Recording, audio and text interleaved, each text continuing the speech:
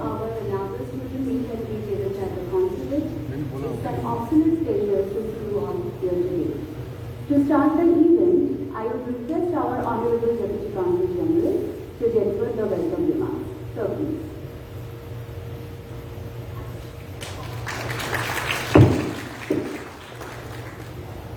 A very warm namaskar to you all and very good evening. Welcome to the Indian Consulate. Normally this role would have been played by our Consul General, but we have a very high level delegation in town and Sir has gone there. There is a meeting going on not too far from here, but we do hope that he will be able to join us in some time. Also, I would like to extend festive greetings to you all. This is the season of festivals in India. We just celebrated Eid, Navratri is on.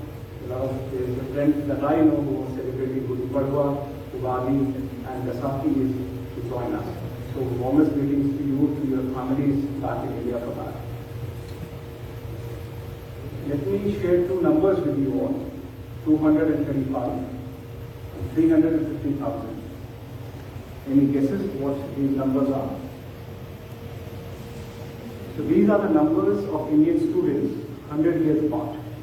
100 years back, there were just 235 Indian students studying in the United States. And now, you are made for the largest cohort of international students studying in the United States. It has changed in the last 2-3 years. There was another country which took pride in their students being number one. But now it is our pride that you all are part of that group. And this exponential rise is not just in numbers, but it also reflects the Indo-US partnership, the way our partnership between the two countries has evolved over the last few years. It is for no reason that President Biden calls it the most consequential partnership of the 21st century. And at the core of this partnership are our students. It is you who enrich the knowledge, economic, technological landscape of America, but you also contribute to the crossflow of knowledge, economy, best practices, cultural connect between our two countries. And for that reason, we are very proud of all of you, of what you all do. You are the best and the brightest, no doubt about that. We are all looking forward to a very bright future here. Some of you would go back, lot of aspirations, lot of dreams that you come here with. Your families have a lot of expectations from you. But at the same time, not everything, if I could use a word, not everything is hunky-dory. We are aware of some of the issues that you face. We have had some unfortunate incidents in the recent past. And for that reason, we organized this students' meet and greet, where we get you all. And in the last 2.5 years, it has evolved as a unique platform where students come, they share their issues, the problems that they are facing. They get to connect with the consulate, we get to connect with each other here, there is a networking opportunity. We get to learn and listen to a very eclectic panel that we put most of the time. And today I think we are the best panel that we've had so far this time. This is the 5th edition, like I said. And this time we thought we'd make it a bit different.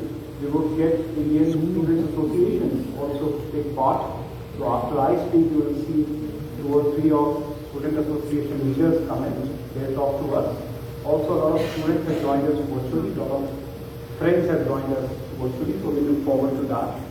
I also take this opportunity to welcome the esteemed panel that we have today. It's eclectic indeed. We have representatives from the world of academia. We have Dean Raghu Sundaram in the midst of us. We have very young Assistant Professor Sai Vichare, whom we take a lot of pride in. She used to be our intern not so long back. And we also have the corporate side being represented here. We have Mr. Prakash Shukla, a very established gentleman. We have Mr. P. Desai from the world of entrepreneurship. She sits on the board of Thai Global. A very dear friend of mine, Mr. Samir Gupta. So he is the Chief Digital Officer at Point72, who is somebody who straddles both the digital world and the corporate world. And then we have very renowned legal expert in our midst, Mr. Anil Deshmalani, who is joining us. And to top it all, we have Ms. Sonia Sachdev Professor Sonia Sachdev, the chair of psychology department at Pace University. So it's a mix of academia, it's a mix of corporate, and we are bringing also in the legal expertise in all this. The reason why we do this is a collective effort of not just this consulate, but all our other consulates across the United States, of our embassy in Washington, and of the government of India. It is a very high priority for us to see that our students are taken care of, and your welfare is absolutely top priority, a very, very important role that we take here as the diplomatic officers of India. But students meet and greet is not the only thing that we do engaging with you all. In February, I see some of you had joined us for a virtual call that we had. Some of you were on that call. And in the last 2 or 3 months, we visited a lot of campuses, the Massachusetts, the New York, the Pennsylvania, or Ohio. And we intend to continue that engagement of ours with the universities and with the campuses. On our website, we have a list of do's and don'ts. I think 90% of you would not have seen that, but perhaps many of you would have seen a video by Indra Nooyi. Ms. Indra Nooyi has done a video, especially at Indian students. We had spoken with her, and she shared the concern that we have about your welfare. So she has shared some insights. If some of you have not seen that video, we will share that with you, and we'll also play it after the session today. We've also created a WhatsApp group. Some of you are part of that. That's a way to connect with the consulate, a way to connect with each other, networks there, and also to stay in touch, keep posted with what events the consulate is organizing. We also reach out to universities, we participate in some of your events, we support them, the cultural events, the festivities that the universities take part in. But we also host here business events, business roundtables, meetings where young entrepreneurs, students join us. That's a very good networking opportunity for you. So I would encourage more and more of you to take part in those. And a new initiative that we are starting based on the feedback that we receive from the students. We are trying to create an internship portal where we onboard some of the companies here, including Indian companies. We have Jyoti Desai. I'm sure there are a lot of questions on that coming your way as the panel progresses. So these companies have agreed to take interns. So you are most welcome to apply on the portal. We can't guarantee that you will get, but we do promise to give you a platform where in one place these resources are available, these information are there at your disposal. One new initiative that we are going to start is an open house. That every second and fourth Friday of the month, we'll have an open house where the education wing will meet the students. You are free to walk in between 4 to 5 on second and fourth Friday of the month.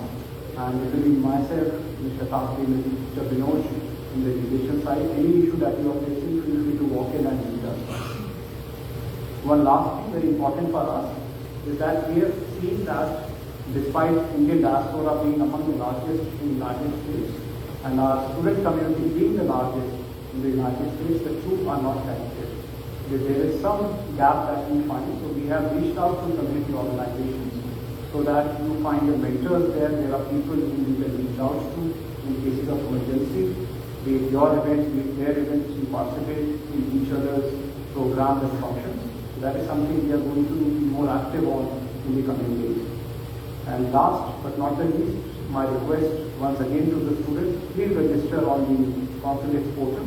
We have been making this request for a very long time. Let's not wait for an emergency to strike. Be connected with us and register with us.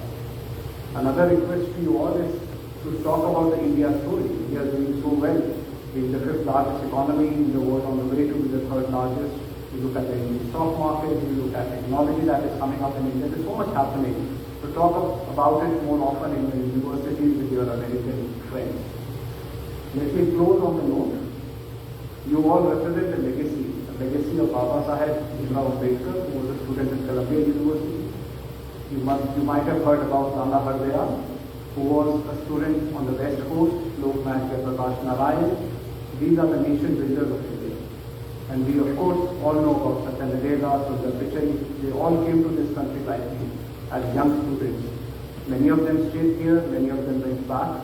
They contributed to America, they contributed to development, to growth back in India. And I'm sure there is a Sundar Pichai, there is a Satya Nadella, there is a Bala Sagarwal sitting in this hall amongst you. So with those words, I wish you all the very best.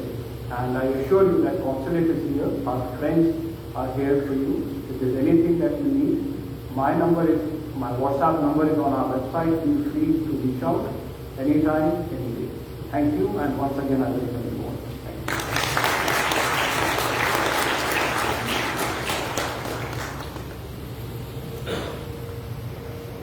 Thank you so much, sir.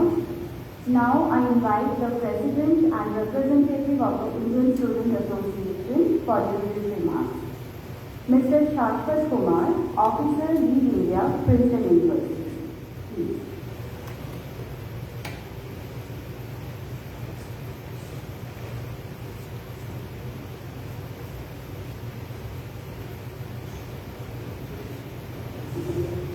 Good evening, everyone. I'm Shashwat Kumar. I'm a PhD candidate in electrical and computer engineering at Princeton University.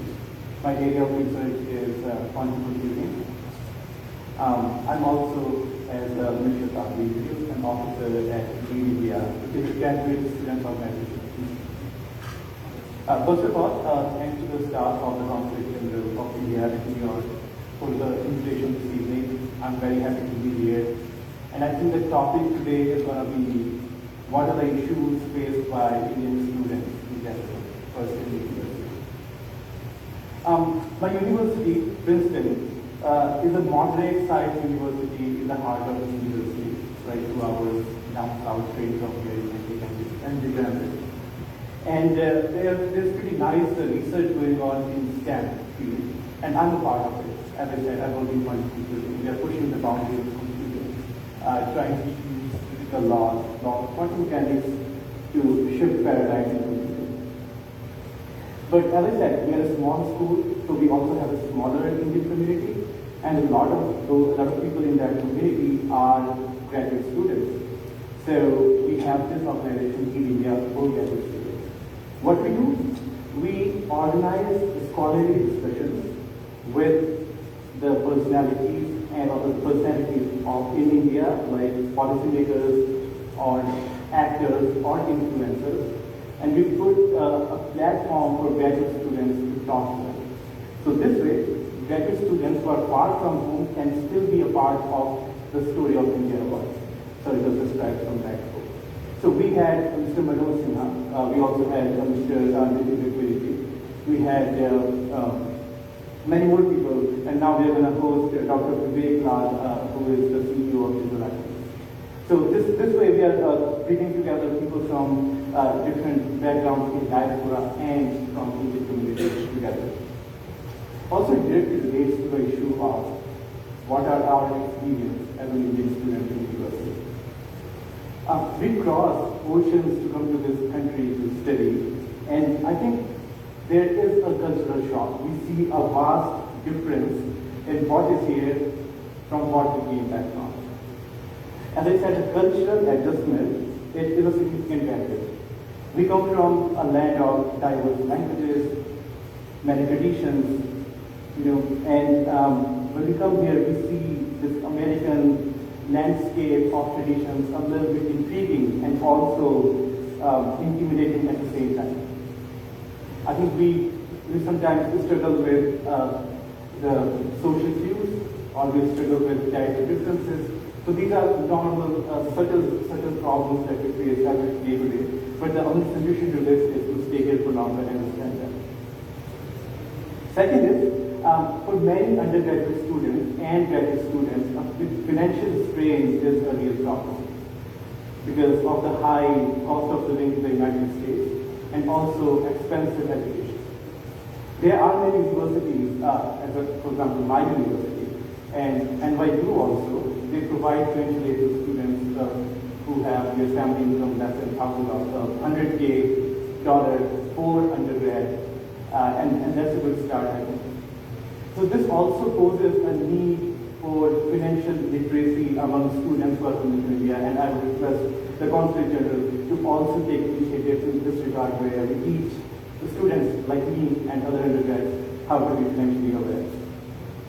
And I think the third thing is the emotional toll we all have from homesickness. All the time, I think we have that element in us that says, yeah, I think we are from India, and sometimes we are missing our home. For example, Sir mentioned we have festivals like in India. I'm celebrating Navratri by fasting here. People are celebrating Eid. And when I went to celebrate Diwali here, there's a huge difference between how we would have felt at home versus here. So, events like this where we bring communities together is a way to overcome it. And thanks again for organizing this. I think one more remark I would have is many students, depending on their background, they come from different universities and try to find a job. Understanding the issue of H-1B and the issues we face because we are not residents in the United States and we get rejected from many jobs, that is one concern among, I would say, all the students.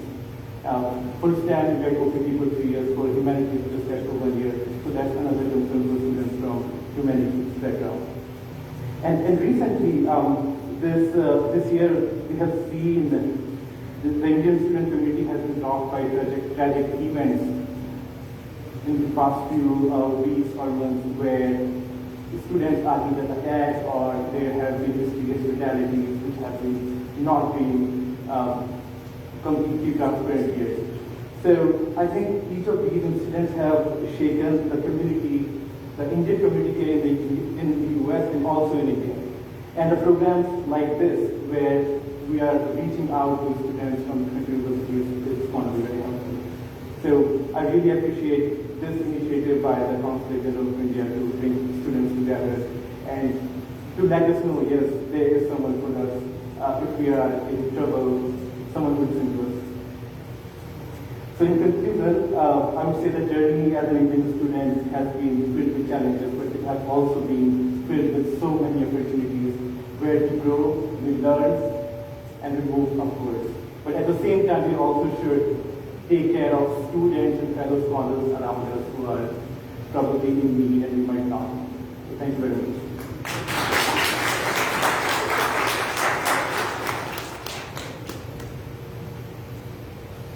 Thank you, Shashwat. Now I request Mr. Jaswant Sai Nandipati, President, and Ms. Ananya Redekar Ju, Vice President of the Graduate Indian Student Association, GISA, at NYU Chandran School of Engineering. Ananya and Sai, please.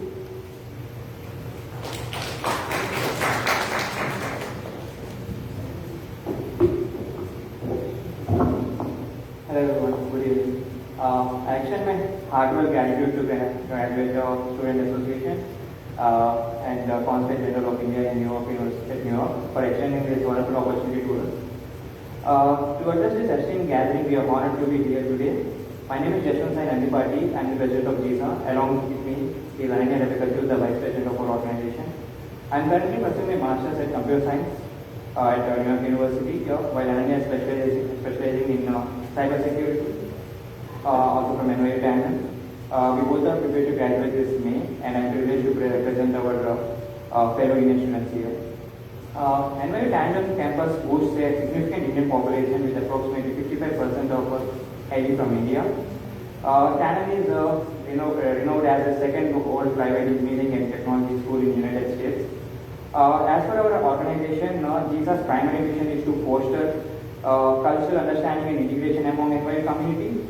We strive to bridge the social gap between graduate students not only within Tandem but also across the entire NYU campuses. Through numerous cultural events, collaborating with clubs and inclusive activities, we aim to showcase the colorful spectrum of Indian cultures and traditions while embracing diversity. I will let Ananya talk about the main issues as students we can focus at NYU.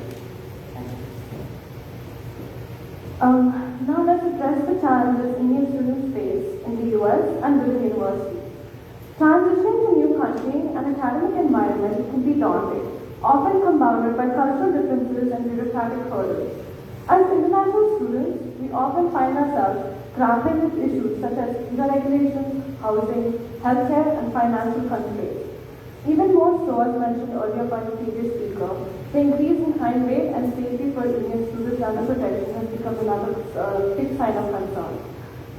The consulate holds immense potential to facilitate the smooth transition of international students and enhance their overall experience. From providing guidance on visa procedures to advocating for student rights and welfare, the consulate's intervention can alleviate many of the burdens faced by Indian students. Additionally, fostering collaborations between universities and Indian institutions can create avenues for academic exchange and research partnerships, enriching the educational landscape for all stakeholders. In conclusion, we urge the consulate to continue its steadfast support for Indian students and student associations like GISA. By leveraging its resources and influence, the consulate can empower us to navigate the complexities of studying abroad and thrive in our academic pursuits. Together, let's forge a stronger bond between India and the United States, one student at a time. Thank you.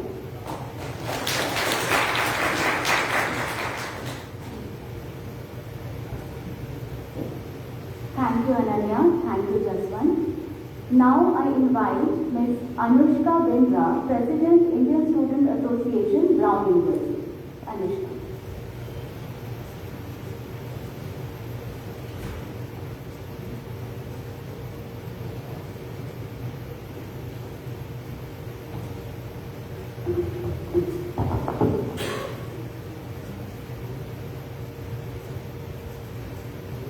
Namaskar everyone. My alma mater in Delhi, the Sri Ram School, taught us to greet our teachers with Namaskar. So here to say that we took back home today, sir. I am Anushka Bindra. I am a sophomore from Brown University. I am beyond honored to be standing and addressing this group of highly motivated Indian students. It brings me a great sense of national pride.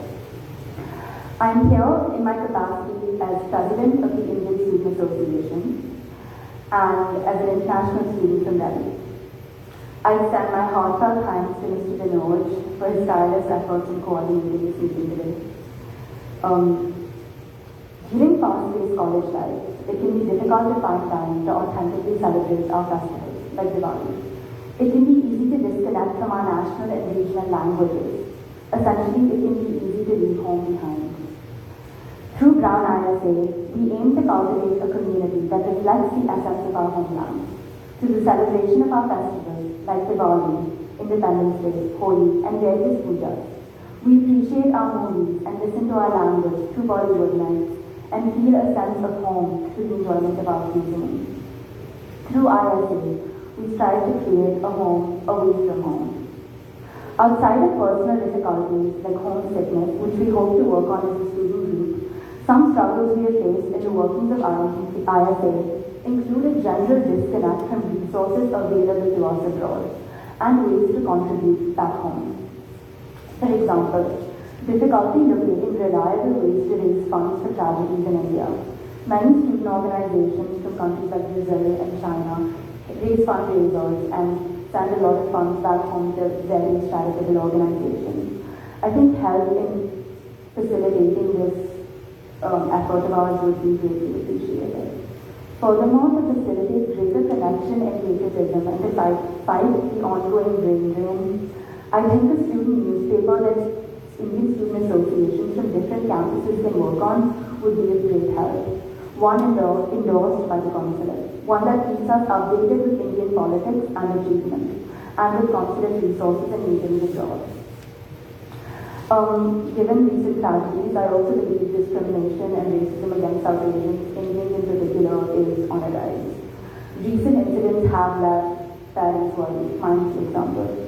I think more meetings like this one and trainings on how to keep safe as Indians abroad with the current political climate is very important. I'm sure the consulate is working very closely with American security forces. This is an incredibly exciting time to be Indian. With a rapidly progressing number of talented Indians worldwide, initiatives like this one mean so much to us international students. To connect with members of the consulate and fellow Indians creates such an important and invaluable network.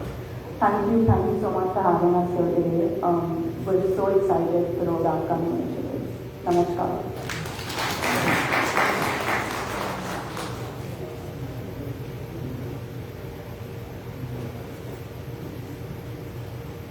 Thank you, Anushka. Now we have some Indian student representatives of Indian Student Association joining us virtually. I request Mr. Orgomala Roy from MIT.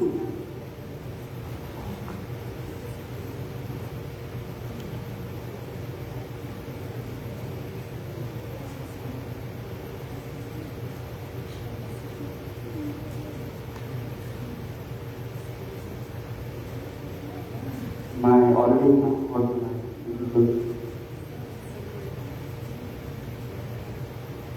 hello.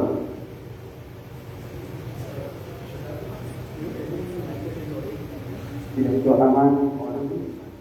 Hello, 1, 2, 3. Yes, Orgomala, you are audible. Okay, perfect. Yeah. Thank you so much. The Council General of India sort of extends this invitation to sort of speak on behalf of the Indian community of MIT and perhaps more in the global front as well. So yeah, I'm a Bollywood postdoctoral research fellow here at MIT and have been working on fabricating some of these medical devices that that can perhaps one day can cure chronic pain. And also some of the biosensors that we're sort of working with here. But my journey sort of in short has begun close around 10 years ago. I graduated from Kirtana University in Delhi. I did my bachelor's in electronics. Then I traveled to Singapore for my master's, and then I did my PhD from Sweden.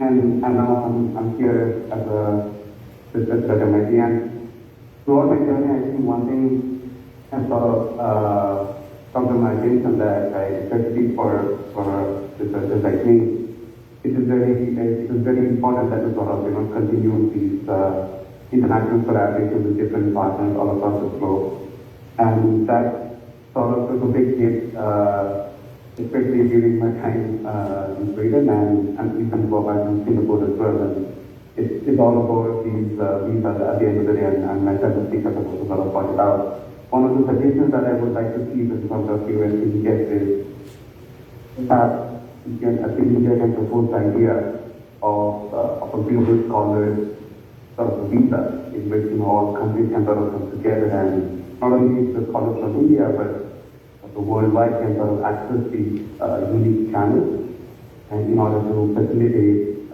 greater mobility across the world. And I think this would sort of really help us, the researchers who are doing their masters abroad and also their PhD as well as their postdoctoral journey as well. And apart from that, I can't speak much about my experience in US. It's been just a couple of months here, but yeah, apart from this, it's been an incredible journey thus far, and I really hope to bring all my knowledge back to a beautiful country of India, okay, and help its development. Yeah. So that's it from my end. Thank you. Thank you for this opportunity, Okay.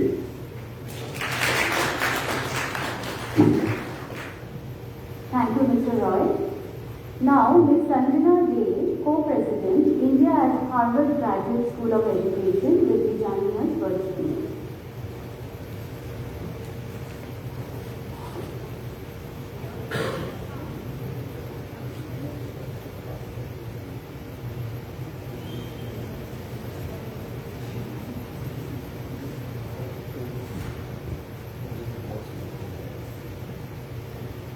Hi everyone, I'm Sanjana and I'm very honored to be here today. I'm currently pursuing my master's in psychology at Harvard. I'm very excited to be here today to be guest, and I'm so happy I will join virtually. So the purpose of starting our student affinity group was to bring the Indian students together and give them a sense of belonging and community here. Apart from this, another thing we wanted to do was, of course, engaging thought-provoking dialogue about India and how India is growing in emerging here with power. I'll keep it very short. I think most of the speakers who probably touched upon this as a point of concern would be the growing atrocities against Indian citizens or the unfortunate incidents that have been happening. it would be great if the fund could also shed some light on the resources which we could reach out to, apart from the university resources which we already have. Thank you, and thank you for having me.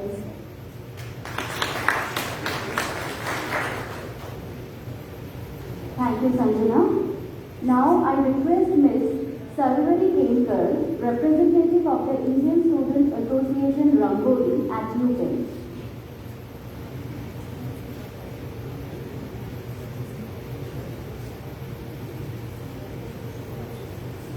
Hello. I hope I'm visible and audible. Hi everyone, I'm Sarvari. I'm a third year bioengineering PhD candidate working on computational oncology at UPenn. I currently serve as a VP for Rangoli, which is a student-led organization dedicated to fostering an inclusive community for the South Asian graduate and professional students here at Penn. Our executive board has members serving different roles like liaison for external communications with the university and other student-led organizations, a mission are advocacy, acquiring funding, and collaborations in general. We work together to organize these festivals like Holi and Diwali and Eid. We are also starting to conduct social events like Sahityam Charcha and cricket tournaments, promoting inter-department collaborations between students and also providing a place for international students to meet people and find friends to survive in this new mission. All my peers who spoke before me have already elaborated on common problems that Indian students face in their pursuit to education. We at Penn completely resonate with all these points. At UPenn, the Indian organization has been working on expanding our event set to include more informative events and tailor-made workshops to addressing issues like visa problems, scholarships that might be available for Indian graduate students to take away some of that financial tuition burden, internship job search hurdles, job opportunities, and connecting with alumni in general. I think the conference would be of great help in conducting these events or even providing us a platform to connect to or invite speakers. Your guidance to students would be very invaluable in this regard. The consulate and meetings like these provide a great platform for connecting with other international communities in the US, and we are really appreciative of that. It was amazing to hear about all the initiatives by the consulate, and we hope that all of us are able to get the most out of this opportunity while coming up with innovative ways to give back to India during and after this journey. Thank you.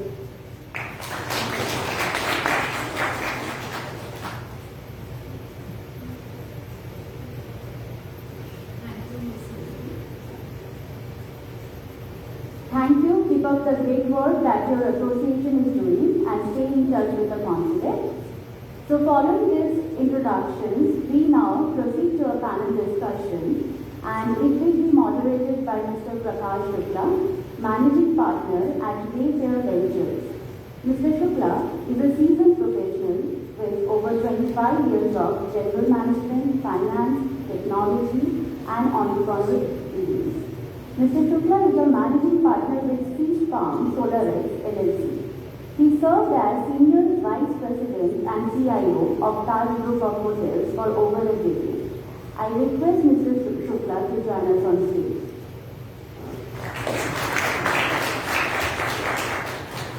Our esteemed panelists include Professor Raghu Sundaram, Dean Stern School of Business at New York University. So please kindly join us. Ms. Bharti Desai, the board member of TIE Global Board of Trustees, TIE New York.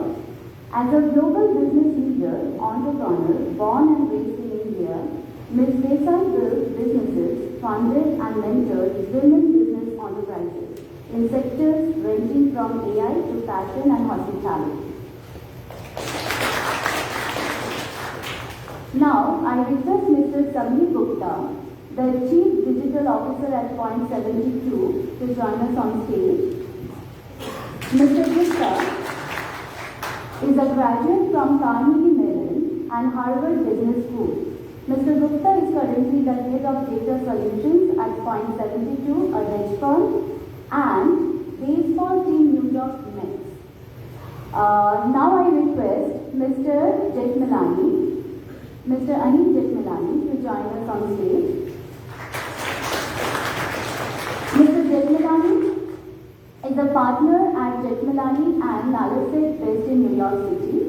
The firm is a boutique immigration law practice firm that provides legal advice to some of the most innovative companies across hundreds of industries.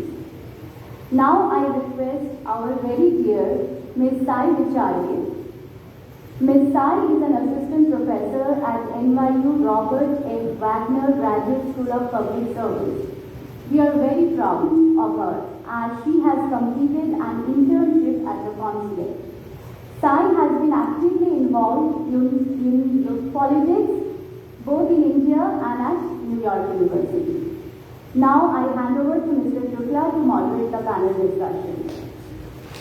Thank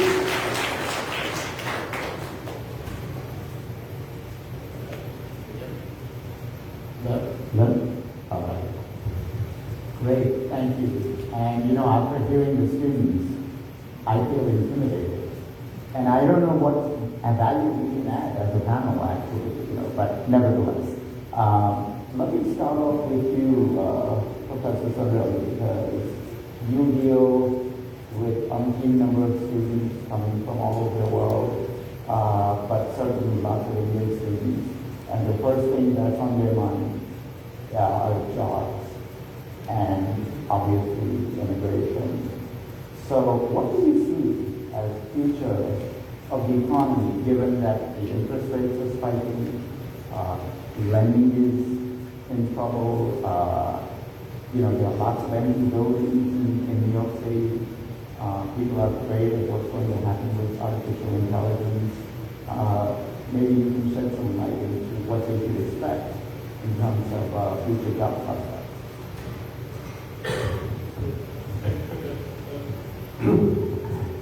I think I've been asked to comment on everything from the future of the economy to the future of artificial intelligence. So anyway, let me just begin by making two comments. First, I really want to thank the consulate general, the consulate of India.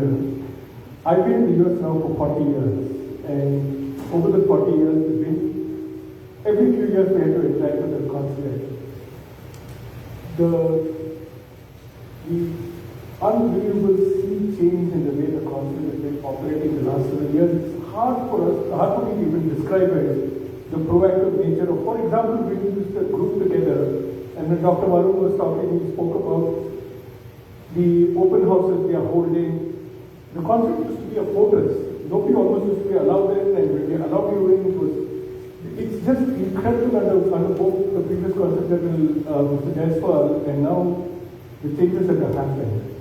So I just wanted to, I found it remarkable that people were saying that the consulate should do more, it should do this, it should do that. The fact that you can even make the request of the consulate, to me, was breathtaking because we never expected anything of the consulate.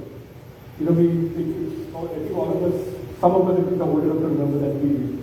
So it's a sign of the many changes happening in India. The consulate has become something incredible nerve center for activity in New York. The other thing I have to comment on is there's no other way to put it, I'm an old fogey. I was here in the US during the 1987 stock market crash, during the 1992 recession, the sharpest since the Great Depression, the 99-2000 internet bubble bursting, the 2007-8 crisis, the COVID crisis. So, to the broader question, the economy constantly goes through these ups and downs in the US, and it's a matter of some regret that in every downturn, international students are the ones who are most vulnerable because companies find it easier to hire people who don't require visa sponsorship than otherwise. But by and large, I think no country has been more welcoming of immigrants, no country has been more accepting of immigrants, and no country has promoted immigrants to positions of power, influence, and wherever the best takes them than the US has. Absolutely, there will be tough times. But this is a country whose economy, I have tremendous faith in the resilience of this economy. And even 3 years ago to where we are today, I think we are far better than we thought we would even 18 months ago. What the next 12 months are going to look like, my crystal ball is no better than any of yours. So I can promise you that if we take 83 predictions in this room, mine are the 183rd chance of being right. But I will say this, we were just talking about AI and its impact in the other room before we came in here, and I think the first speaker said he was working on quantum computing. There has been in the last certainly several hundred years, but especially the last 30 or 40 years, as technology change of pace has increased, there's been a tremendous, every time a major technology change happens, as with the internet, there's always hype that accompanies it about how the world is going to get transformed forever. And the hype in the short term always vastly greater than the reality in the short term. And after a couple of years, the hype starts dying down. In the long term, the impact is far greater than anybody anticipated. This is what is called Amara's law. Some of you might know this. I think AI is right now, we are at one of those periods where it's impossible to predict what kind of changes it's going to have in the short term. And in the short term, I suspect it's actually not going to do much. But in the long term, it's going to have a devastating impact in terms of the current kind of job we do. But again, this is not an area I want to take predictions in. So, in short, I'm not answering the question. That's a very long non-answer.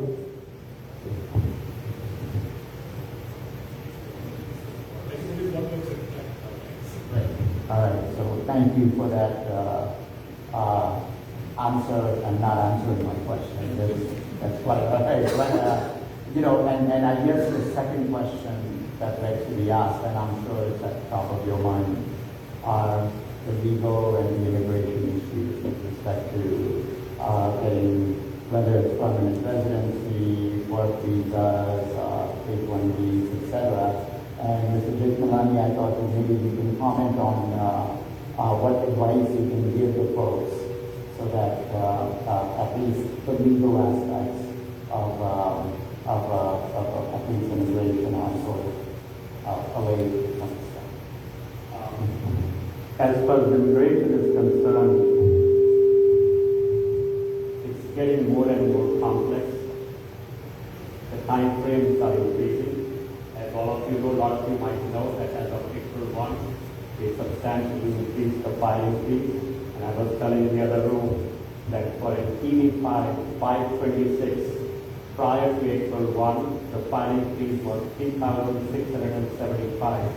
As of April 1, it's more than $11,000 now, just for filing a 526. The processing times are going up. Now, USCIS is claiming that they will expedite all these things by getting the extra filing fees. That has yet to be seen. In terms of H1, and obviously it's one thing to get a job. The next problem is getting and winning the H1B lottery. So no matter what school you go to, it doesn't matter, because if your luck is not good with you, you will not win the lottery, you don't get the H1. As most of you know, this year the selection rate was about 30%, which is very good as compared to last year's of 10 to 12%. Primarily that is because they changed the process and they made it beneficiary centric. So there was less fraud, there was less misuse of the H1. Now what happens to you when you've completed your studies? What are the options open for you? Most of you generally start with an OPT. That OPT is available to you for about 12 months. Okay. One thing I will tell about immigration is that if you come to us as an immigration attorney after doing something wrong, there is very little we can do. This morning also I got a call from an applicant who had failed to file an application. I mean, the situation is very disastrous for them. Just because they failed to file it, there is nothing I can do. So keep in mind that there are details that you have to be very careful about. Do not rely on Google. Do not rely currently on the AI. Later on, I don't know, 80% of the lawyers might be replaced by AI. Don't go to random websites. If you want to read all the stuff, it's fine, but do not rely on that. You may want to go to USCIS website, and check it out over there. Contact your ISO and get information from them, or you can contact an experienced immigration attorney and get advice from them. But be very careful. I will just give you a few examples. Let's assume if there's a student and they have failed to file for the OPT, and then they realize that, okay, I'm in my 60-day grace period, let me go to India and I will come back later on and apply for OPT. If you fail to file your OPT before departing, before getting into your grace period, and once you depart, you have lost the eligibility to apply for the OPT. Okay? Similarly, if you are on a regular OPT, and if you have to apply for a STEM OPT, you cannot apply for a STEM OPT during the 60-day grace period. The STEM OPT has to be applied prior to the completion of the OPT. If you miss the deadline, you have lost your eligibility for your STEM OPT. Okay? One other thing I'll try to bring up is DWIs. Unfortunately, students and kids are kids. They will make mistakes. People will get arrested for DWI. If you have been arrested for a DWI, be very, very careful. The moment you get arrested and get fingerprinted, that information is related to the U.S. Consulate. The moment that information goes on their radar, they go and check your status and they start the revocation proceedings. Now, be very mindful that when you fill out your DS-160, at that time you have to be very careful and give them a proper email. Most of the time, I was in Vietnam last month speaking on something, and the U.S. Council was there, and they said in the majority of our cases, the students give the email of their parents or an agent. So when we try to contact them, we are unable to contact them. Once a DWI happens and they are revoking it, they will send the revocation of the visa to that email. So a lot of times students will travel to India, and only after they have arrived over there that they realize that their visa has been cancelled. Now it becomes a very long process for them to return back over here. So be very careful about it. Generally, as far as after the OPT, you are entitled for a STEM OPT. STEM OPT has to be a paid employment. Regular OPT can be a paid or an unpaid employment. As far as STEM is concerned, it has to be an E-Verify employer. Make sure that you don't cross the deadlines of 90 days of unemployment in the regular OPT. For a STEM OPT, it's about 150 days. That includes the 90 days of the original OPT. You are entitled for your OPTs and the STEM OPTs per degree level. So that means that for a bachelor's program, you are entitled for it. Again, if you do a master's program, you have a second entitlement, and for a doctorate degree, you have a third entitlement. However, the STEM OPT, you can only avail of it twice. So that you have to be careful about. Once you have completed your OPT, you generally, most of the people will try to do an H-1B. H-1B, you may have to take multiple attempts to get the H-1B. The good thing is, if you get the H-1B and then if you want to change employers, you are not subject to the cap again. However, in the H-1B, the maximum period of unemployment allowed is 60 days. Majority of people will not get the H-1B because only this year the success rate was about 30%. So I would say 70% of the people will not be able to get the H-1. What do? If you have a cap exempt employer, which basically means if you are being sponsored by a university, a not-for-profit institution, affiliated to a higher institution, a not-for-profit research organization, or a governmental research organization, they are not subject to the cap, and you can go and work for them. Even if you get a job with them which is part-time, let's assume a university is willing to hire you for 5 hours a week. If they hire you on an H-1B for 5 hours a week, now you can go and work for a cap subject employer full-time.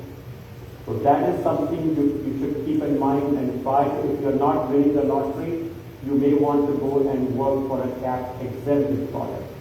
If you are not able to find the CAP exempt employer, and if you feel that you have outstanding abilities, you may, and you can document it by your publications, by your awards, citations, patents, or referral letters, you may want to try the O1. O1 is not CAP subject, and you can also self-sponsor the O1.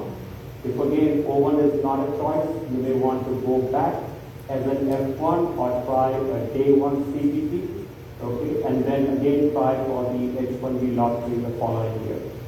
If that is also not available, you can try a B2.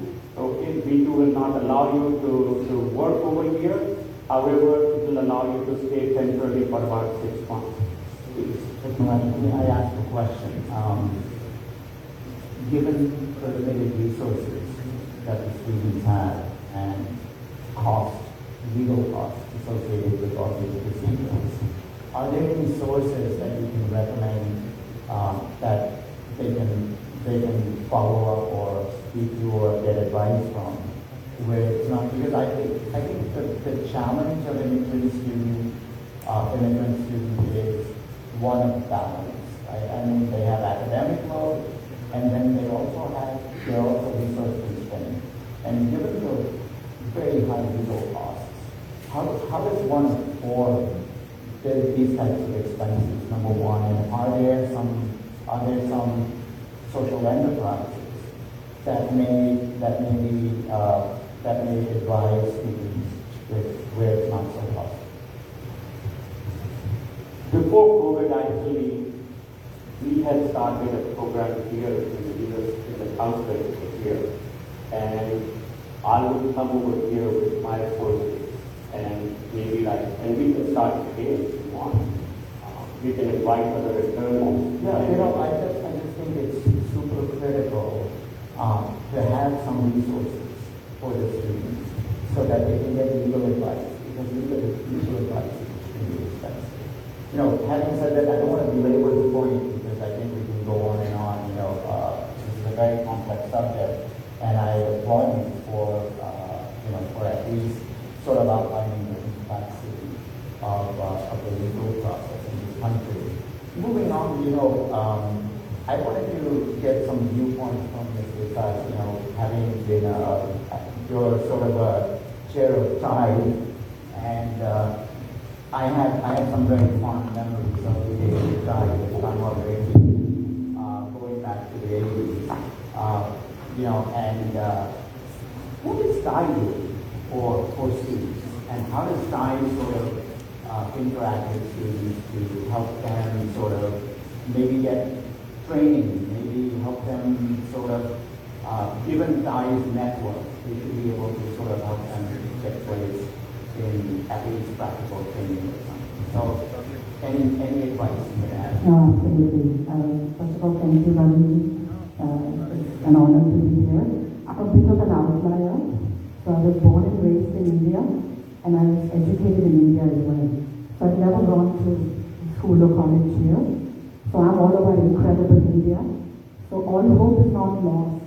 To India today, forgetting when I left India and came here, India today has a lot of opportunities. So I just, want to kind of give the positive thing. As much as we have opportunities here, India has also got a lot of opportunities. And I would love to have you back in Thai, because Thai has a lot of student programs that I'd love for all of you to be a part of. Also, one correction, I am on the global board, I'm not the chair of Thai. I don't want to see somebody's title, but I'm on the global board of trustees. We have a program called Thai University, which is one of our most successful global programs, and I welcome all of you to come and be a part of it. I'm sure there's an entrepreneur in each of you, and Thai enables the change makers and future entrepreneurs. We have a high school program as well, so we start very young. But the Thai U, which is for university students, is an extremely well-oriented program. It's been running for the last several years. Every chapter participates in it. Globally, we are in 14 countries. Thai as an organization, we have over 60 chapters. And all the universities around, so for example, we just concluded the university program here for this year. It picks up again in fall. So I definitely, would love to see more participation, and Rajesh and I will be talking about how we can interact with the council to make it more well known.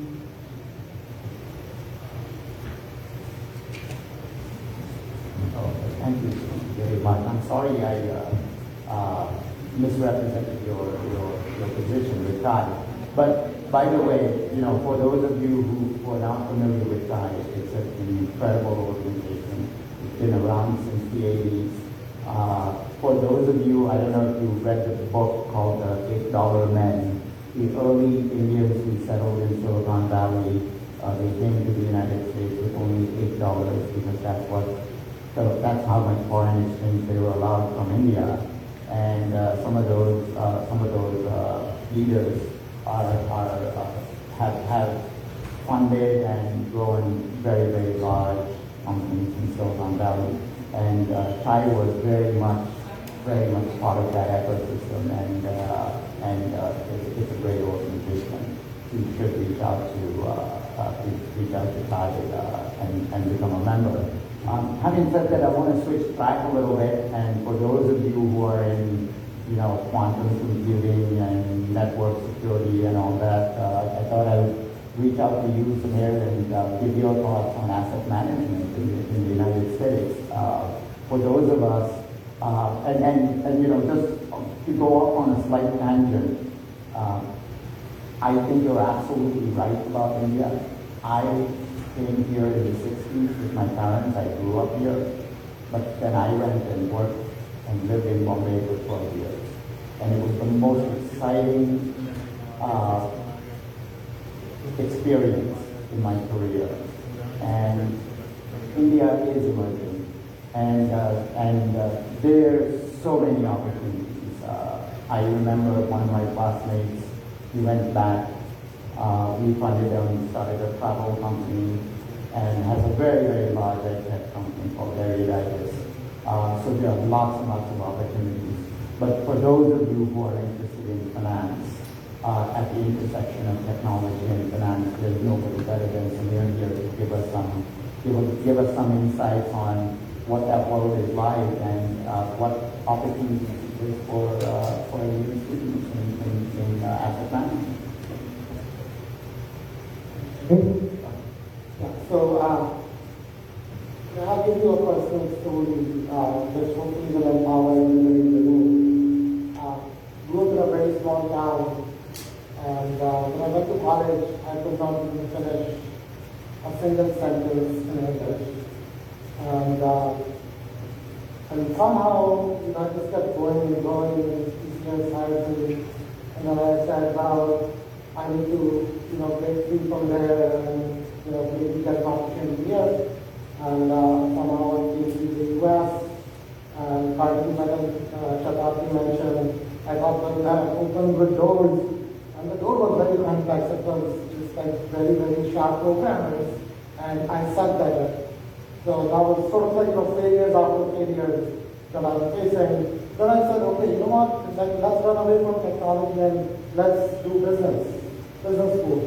So I was at Goldman Sachs at the time, and half the people at Goldman Sachs in banking and trading were Harvard MBA. Said, let's shoot for that. I remember my MD laughing at me, saying, you want to go to Harvard? And somehow I get in there as well, thinking that will open the door for me. And I struggled to get a job in investment banking. So, even Harvard will help me. And like how I was laughing at failures after failures. And there's like the reason why I was sharing my story is, I think I just killed my ego at some point. And it was basically like, I'm not going to compete against you or you. I'm just going to compete against myself, and I'm going to keep bettering myself. And I think what we're seeing right now, if I'm going to answer the question now, I just became a constant learner, and with this AI wave, having learned everything wrong, I still can't do probability, I still don't understand physics, I don't understand math. And now like a kid in the candy store, with GPT, and I can just ask the most dumb question, and I can keep asking without being embarrassed and actually understanding how something works. So, finance is going to change. What you are learning today will, at least, you will still have to value companies, you will still have to value stocks, but how you do that would change. It's how the cash flow models, they're taught in investment banking first 2 years at Goldman Sachs, Morgan Stanley. The latest buzz coming from these banks is 2/3 of the analyst class is not going to be required. These are the most prestigious positions, I'm sure you will understand, very hard to get into. So where does it all go? And I think my message to you is just be curious. Do not wait for structured times to find internships or jobs. Try to, it's a hard thing. You're going to school, you're new in this country, but try to find jobs while you are in school. Try to get that one project that can open up the door. Network with people here, LinkedIn, Twitter. All my AI education is happening on LinkedIn and Twitter rather. And the best ideas are coming from 20-year-old students in Bangladesh who are putting the best AI modules on Llama Index or LangChain. So it's a very different world. W mentioned that. And asset management, talk about any industry. Asset management to construction. Like I was speaking at a panel earlier today, and the example I gave was they should not be people jackhammering. That's horrible quality of life. Or people on 100th floor buildings cleaning windows. AI should just take that over, and we should upskill those people. So all I would say is dream big, and you will find ways. Be curious, and doors will open up for you, whether it's in India or here. It's going to be a very equal world. So this is interesting. For me, the most momentous day of my life was when we opened the Tata Hall on the campus of Harvard Business School. And I felt so proud because it was truly a magical day to say that, an Indian industrial group that was shunned when it wanted to create the first steel plant to be one of the largest steel producers in the world is setting up and donating a large, campus housing as well as executive education hall on campus of Harvard Business School. Indian industry has arrived. And as we discuss this, I keep thinking about why not India? Has the growth of the country and the opportunities that India presents, is that necessarily a better option or not? And I wanted to ask you, from a policy perspective, what can the Indian government do to attract people to go back and create enterprises? Because, the entrepreneurial ecosystem is burgeoning. And it's not like the old days when there weren't enough opportunities in India. You've got a nation of over 1 billion people. The GDP is growing. Economic activity is vibrant.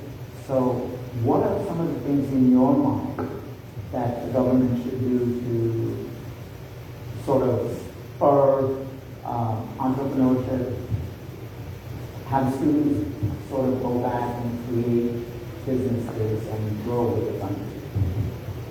Because I know in China, during the decade when China grew, quite a lot of students who were studying here, who had intention of staying here, ended up going back, and they became supremely wealthy and supremely successful. So, has the American dream in some ways eroded? And you as students, you may have necessarily better opportunities in our homeland. Thank you so much, sir. First of all, thank you to the consulate for having me over. It always feels like I've come back home. This was the first place I worked at when I came to the US. So answering your question, I right now feel, and whatever I'm feeling about the policy scenario and all of the opportunities there, India is doing a lot.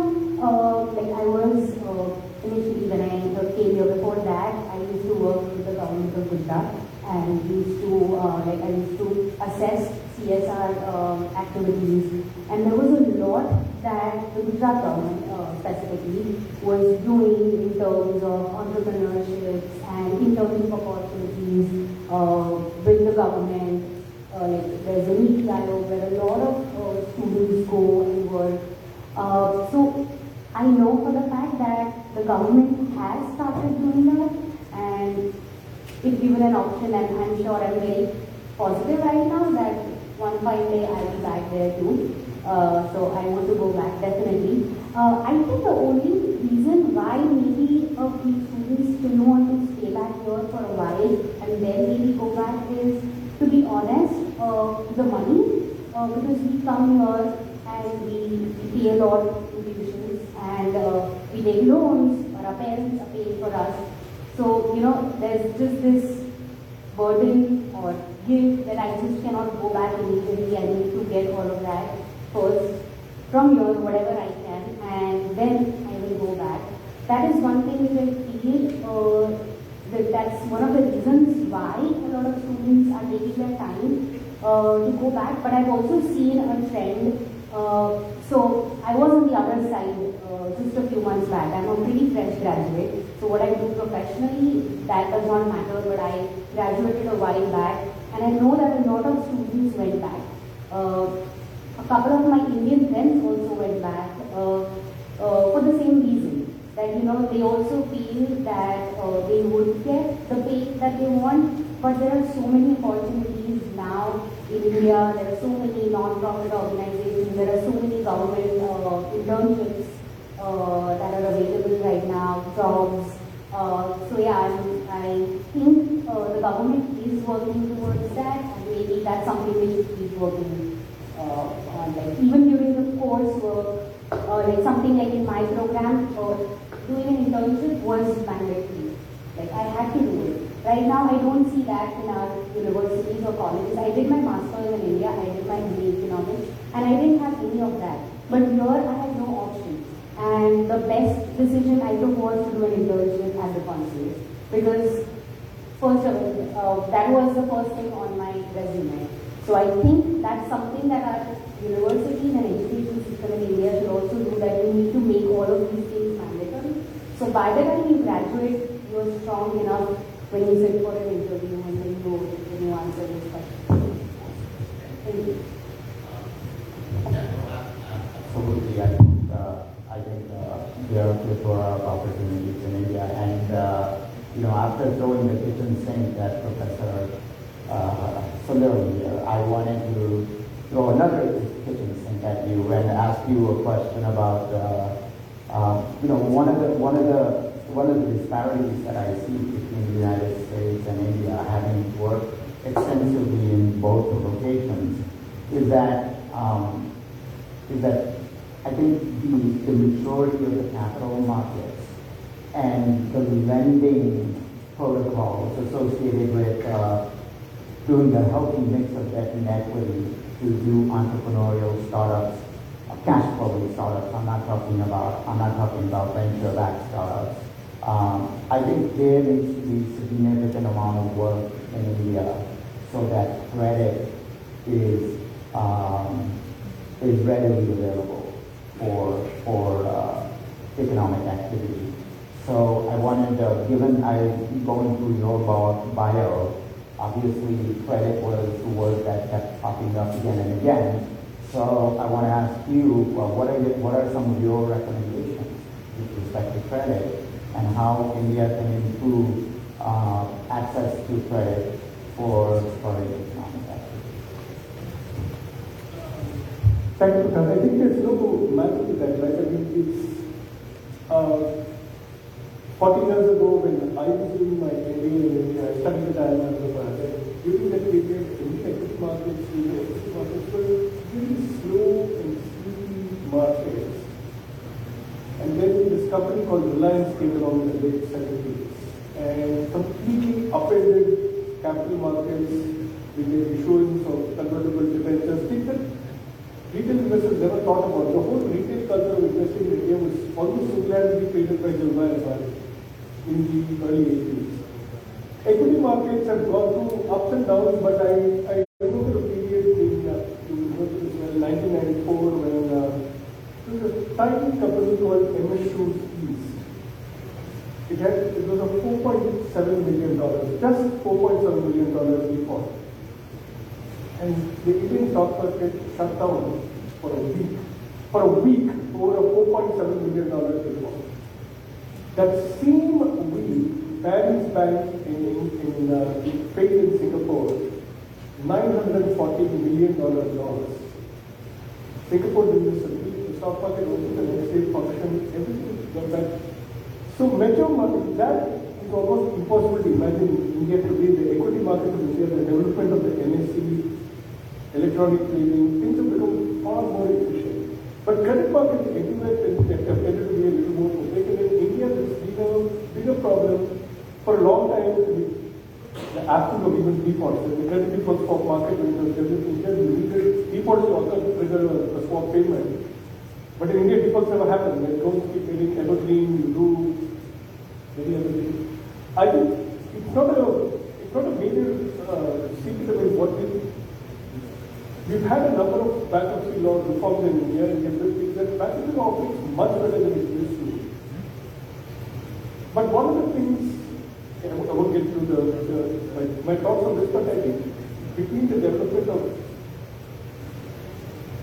we have a now tremendous technological foundation to Aadhaar, but we built some amazing things on the back of Aadhaar, right? So the payment systems that we have in India, outside any payment system anywhere in the world, people in America find it very hard for me when I explain to them that a chai wala in Bombay selling you matkas at 50 rupees has a QR code next to them for making payments. It's the level at which we've been able to use technology to transfer some aspects of the financial system in India far outweighs what we've done, what any other country has done. On the other hand, simple things like credit markets developing, credit history developing, credit ratings developing, this still remains a major challenge. I think even the credit rating industry, but I think there's a significant way to go before that market actually becomes more effective. So true. I mean, and I think that this is one of those missing steps, right? If we develop a robust credit rating capability and to develop vibrant sort of credit markets where you can get loans, then I think it'll spur a significant amount of economic activity. And this is where I think it's sort of, I wholeheartedly agree with you with respect to that. And the level of sophistication, I'll just give you, I don't want to take up too much time because I'm the moderator here. Right? I should be asking questions, not giving jnana to you guys, but I visited my uncle who doesn't speak English, who hasn't gone to college, and he lives in our village.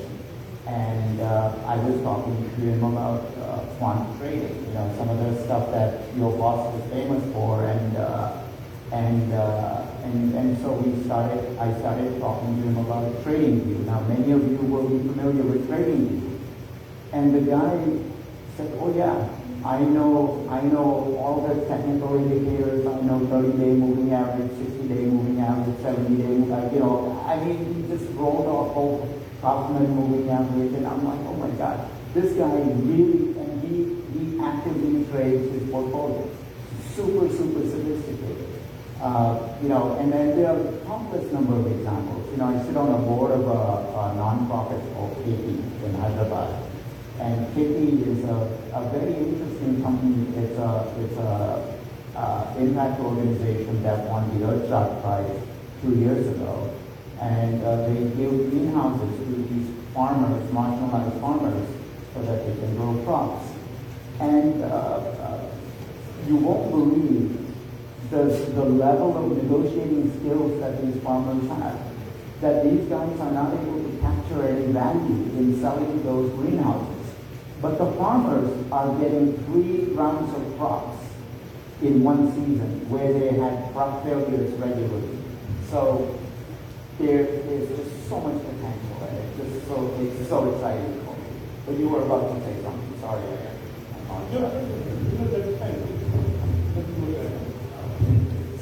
So I mean, yeah, I think credit is something that we really should address. This is going back to all your work and gender equality and sort of women's rights and all that. Where do you see India on the spectrum? In some way, and I do see it as sort of a paradox, because on one hand we're in a developed country, but then when I look at the role that women play in India, I think in many respects they get quite a lot more opportunities in India than in upper echelons of management in the United States. So where is the disconnect?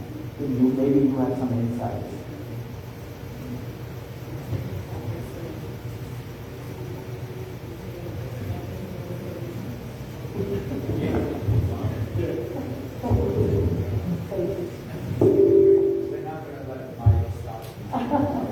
I can always scream. When we launched High Women back in 2019, just before the pandemic, we were fortunate enough to do a fireside with our esteemed minister, Smriti Irani. And somebody dared to say, what is the whole equity conversation in India about? And, what do you think that Indian women have rights or not, or should? And she said, I've just put my little ones to sleep. I've taken care of my in-laws, I've taken care of my home, and I have come to do this virtually on Zoom for people all over the world. So India produces such incredible women leaders. So I think I definitely was raised by progressive parents. I do think that we need platforms that allow women to have a voice, to have a safe space. I think today what we are doing here in the council is giving students a safe space. But whether gender parity is enlarged or not, I think we definitely have enough platforms now for all kinds of students, entrepreneurs to really have a voice and express. And I'd actually love to hear some questions from the audience for us so that we can keep this relevant and engaging for all of you. But I think women in India are everywhere, and there's going to be more coming. Thank you. And I don't know, how are we doing on time? Because I do want to open it up for questions if there are questions. We have 5 minutes.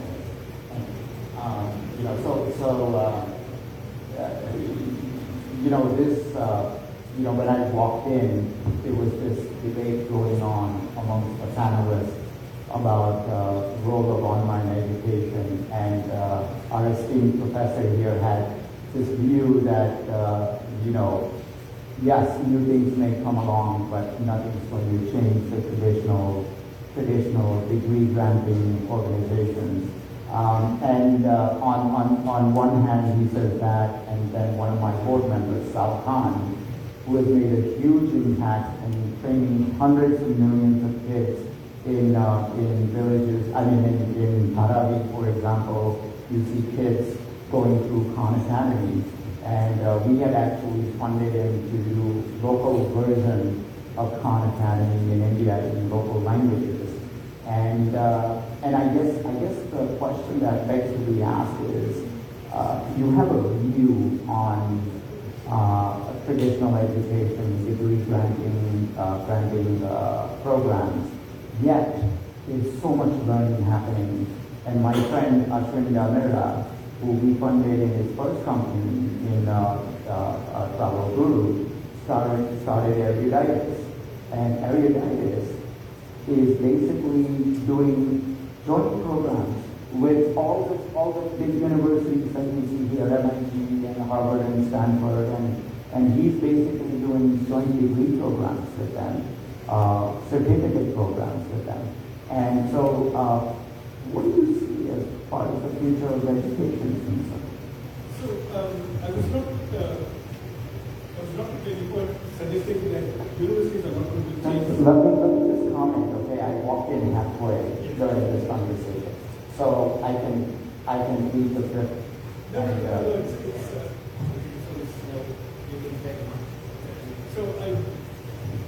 Now this one is okay. I was not at any point suggesting that universities are not going to be changed in the way they operate. The discussion that we were having then was that over the last 700 years, every now and then people are predicting the death of the universities. 1453, Gutenberg invented the printing press. Before the printing press was invented, in Europe, most manuscripts were kept, handwritten manuscripts, sometimes beautifully calligraphed manuscripts, because they were kept in universities, which were often associated with churches and other institutions, but they were very hard to access. You actually had to go to a university to be able to access materials and other things. And when the printing press was invented, the first question came, why do you need universities? Now everyone can access books. You can print books. And local language publishing took off in Europe. Until then, everything was done in Latin. And the world changed dramatically. Universities survived. In my own lifetime, I gave 3 examples when closed-circuit television, closed-circuit cameras first came in. This whole idea began that I can find a lecture from anywhere to anywhere. Bad teachers are going to lose their jobs. You would have very few teachers left. Nothing happened. 99, 2000. So how many people in the room have heard of Ashwatthama? My colleague, finance. By far the best classroom professor of finance in the world. It is absolutely amazing. But in 1999, I remember a colleague bravely telling me that the market for corporate finance professors is dead because every dean around the country is going to say, I'll buy Ashwatthama these lectures into the internet. I don't need my time. Sometime a little after that, San Jose State University, there's Michael Sandel is one of the most famous philosophy professors in Harvard. His philosophy was an absolutely outstanding course. San Jose State actually tried this. They replaced their freshman philosophy course with Michael Sandel's course on the internet. It was a dramatic failure. That's because universities are not just about classroom teaching. Samantha has changed the pace of instruction, which is absolutely phenomenal. And the impact it's had on people worldwide is phenomenal. But universities are not just about classroom. In fact, I would say classroom instruction is a small part of the university experience. As most of you know, when you join the university, first of all, you're sending a signal to the job market about your ability to get into the university. Then once you're in the university, the track that you're on and the grades that you get show your stamina and being able to complete a course at a high level. Most importantly, much of the learning in the classroom does not come from the professor. Much as it pains me to admit it, most of the classroom learning comes from talking to each other. That interaction in the classroom is of fundamental importance. The networks you build. I've been out of IIM just at our 40th year. I go to any group meeting and within 5 minutes through the IIM network I'm able to find somebody, locate somebody for most years. And with each of you in your college networks is, even at your age, has already experienced this. For all of us, of a certain age, the Indian networks are just incredible, but education networks everywhere are terrible. Then there's the alumni network that comes in. The job placement effect that universities give you. University education is a bundle of many things. The internet experience can replace some of them, but as of yet, it cannot replace many of them. Even 3 years ago during COVID, we were talking about the death of distance, how offices are just going to die, nobody's ever going to come back to the office. People are moving to, one of my colleagues actually did this, she moved to Tulsa, Oklahoma to continue working from there. She was from there, she moved back. I remember there was a story in the press about how TCS was planning to sell off many more companies and give all its employees laptops to work from home, and issues about what would happen to these massive campuses Infosys is built all over the country. Everybody's back in the office because one of the things you realize is all innovative work requires face-to-face interaction.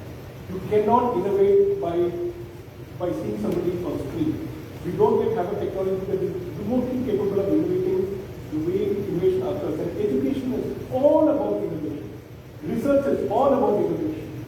I forget which of you is doing your PhD in quantum computing. Think about if you had to only interact with your, or you're doing it in cybersecurity, right? If you had to interact with your colleagues and faculty only on the screen, how would your research actually progress? So to me, universities, people think of universities as disseminators of knowledge. But universities have been the foremost creators of knowledge. Universities create the knowledge they disseminate. And you cannot create knowledge if you don't have face-to-face interaction. And the dissemination is infinitely better when you're in the classroom. So I'm a skeptic when people say, because it's happened 3 times in my lifetime, when people say universities are dead, some platform is going to replace them. Learning, yes, they enhance the learning. Terribly, but only cognitive.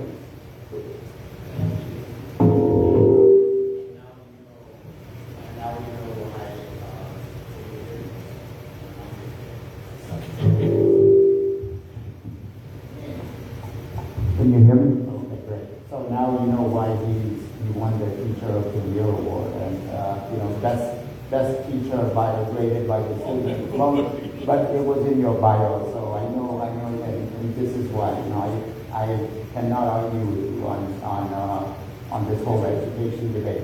Having said that, I think you've heard enough from us old fogies and our vaccine eloquence. Let's have some questions from you guys. What's on top of your mind? How can we help? What do you see as the future of the role of the admission as well as the Indian diaspora at large?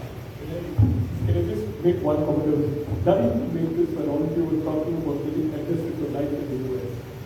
And I'm really sorry for taking time, but I came here in 1984. Now all of you were born after the internet came in, so you cannot even imagine a world before the internet.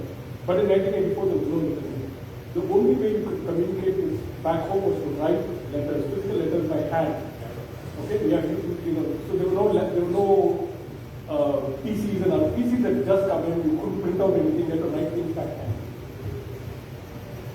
To call India for 1 minute was $2. It was actually $4 when I came, and then NCIS came in, cut the price and got it $2 initially. From India, you could call the US 100 rupees, which at that time was the equivalent of $12. Unbelievable sum of money in a very poor country for 3 minutes, and as you were talking, you call it get cut. Homesickness then was like a different level of magnitude. When my nephews, I have both 2 nephews who studied here. My sister used to call them in the night and then used to call them the next morning. So I tell you one other thing. When I came to the US, India, the whole country of India had 2.2 million phones. Most of them were in governments and offices. Private phones took 12 years to get. 12 years to get a line. The island of Manhattan had more phones than the whole country of India.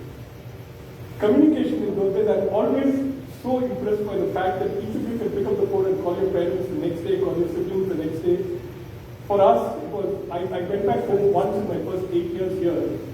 Immigration laws, Anil will remember this, prior to 92, you could not apply, once you got your work permit, you couldn't leave the country. You had to wait to get your green card before you could leave the country. So my first 8 years, I went back once. And as somebody was saying, my mother tongue is Tamil, I forgot how to speak Tamil by the time I went back because there were no Tamils around where I was studying. So my Tamil had completely gone by the time I went back to India. So it's really lovely to see that some of the problems are the same, but how much better technology is able to help you handle some of these issues. Only very old people like us will remember that point. And that's true. Any questions?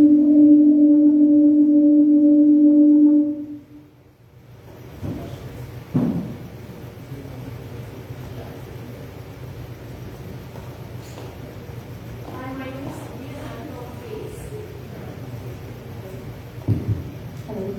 My name is Amini. I'm doing a master's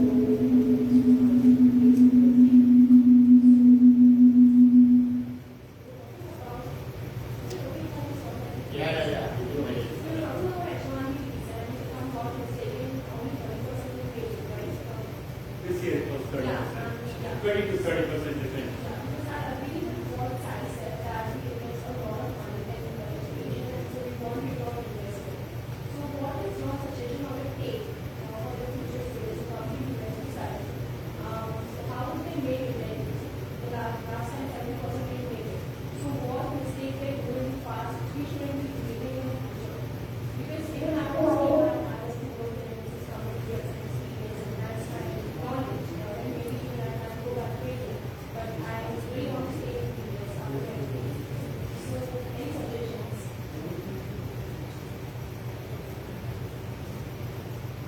You have to keep trying for the H1.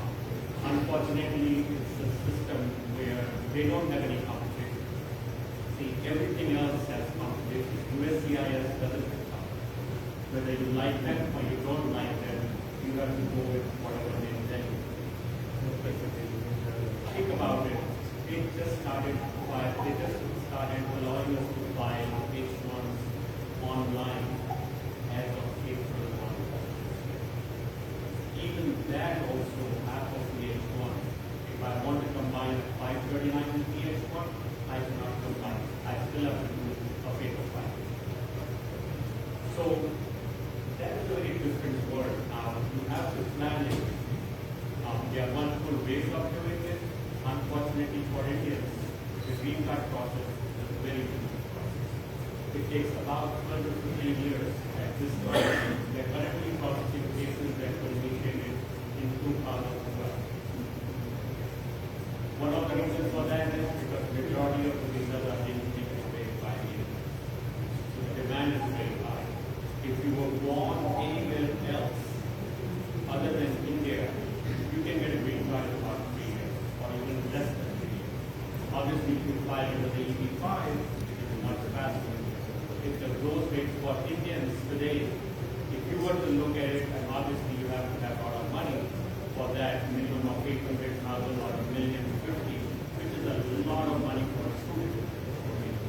That is the only reason today is current course. Nothing else is current. So it's a time-consuming process, but you have to plan it. Most of the time when I tell clients that take 15 years, they say, I don't care. I don't want to be card. I'm going back. And then 5 years later, they have established themselves so much over here that now they feel they cannot go back over there. And now they want me to start the process. And my answer is, listen, you lost 5 years. So now that 15 years has become 20 years. So same thing with the H1. A lot of times people make the mistake that, you know what, I have got a job, this employer is not filing my H1, I will try it two years later.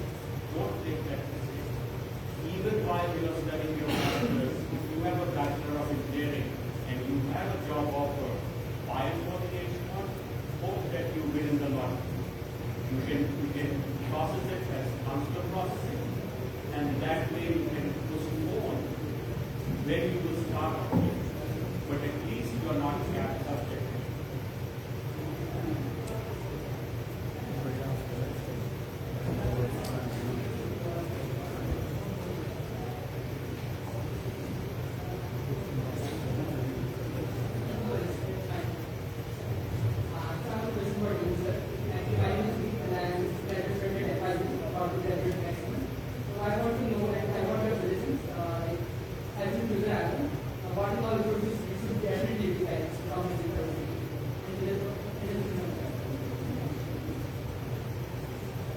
So which school are you in?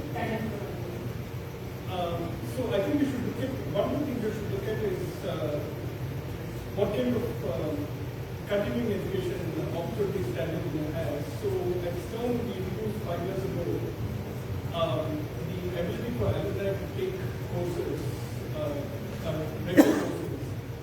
And in 2019, the first year we introduced 24 alumni to master the course. This semester, 484 to the course, 484 alumni. So So far, 3,000 alumni have taken at least one course program.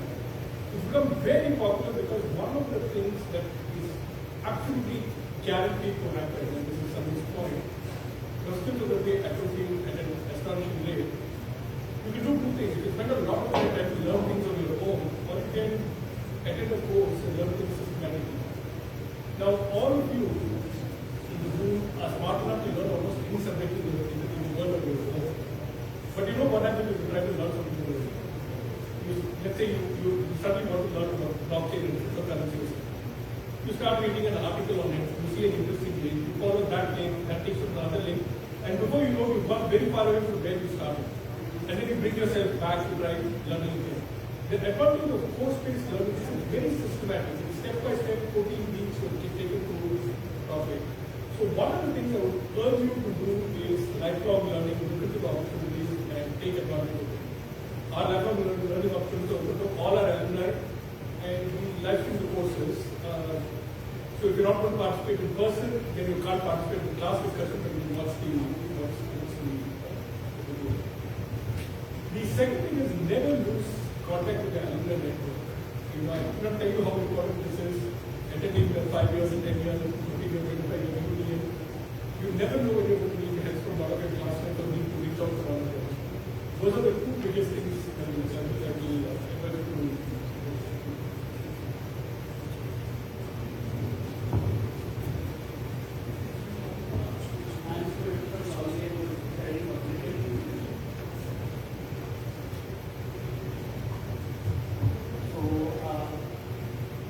Professor rightly said, universities are creates knowledge and interaction with the field. Considering the current geopolitical situation, polarization happening within universities, and the incidents happening towards Indian students, we are really worried of interacting with others. We are thinking twice if we want to speak with some other nationality person or even within Indian students. So this is really, we feel that it is really impacting the learning curve that we are having.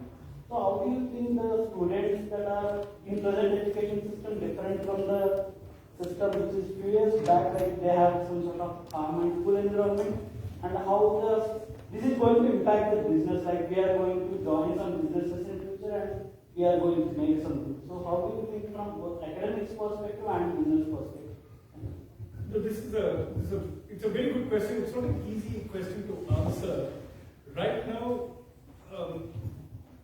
there are geopolitical tensions very different from the geopolitical tensions when I came to this country. At that time, the Soviet Union was still alive and it was mainly a problem with global communism and other issues.